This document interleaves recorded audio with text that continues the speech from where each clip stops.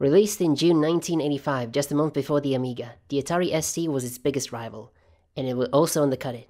It was cheaper by more than a third of Amiga's price range, and would also offer twice the amount of starting RAM. It had some shortcomings because of its price cut. The Amiga could display twice the number of colors in a palette that was 8 times greater, and also compared to the 4-channel stereo sampled sound that the Amiga could make, it could just make 3-channel mono chiptune.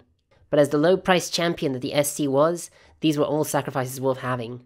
And the ST had another weapon in its sleeve, MIDI compatibility with synthesizers and sequencers. Essentially, you could use the ST to record your musical sequences, edit them in some of history's earliest DAWs, and then play them back through the same synth sequencer, and this was magical. This is why the ST earned common use in professional music circles, and was used by everyone from Tangerine Dream, Mike Oldfield, Fatboy Slim, Jean-Michel Jarre, Depeche Mode, Pet Shop Boys, Darude Sandstorm.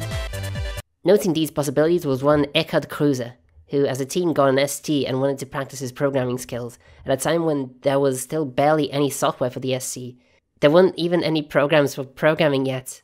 So he made his own. He made his own assembler through BASIC. This is like making an industrial hammer out of primitive flint tools.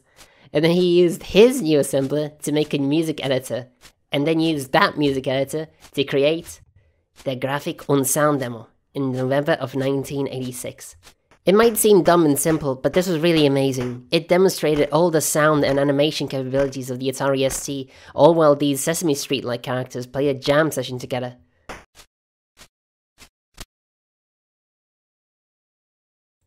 Na, Snurp, zeig, was du kannst.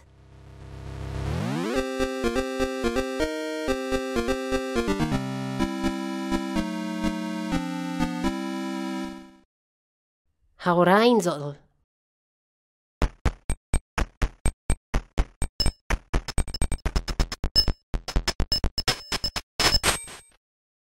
Zeig's innen, Schnatter.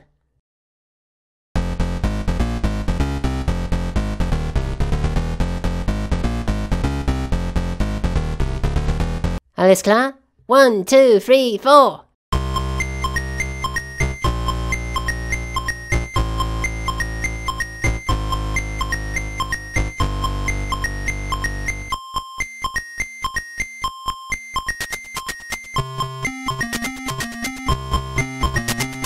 Eckhard was a truly fascinating guy, and the YouTuber called Atari Legend goes into more detail about his life.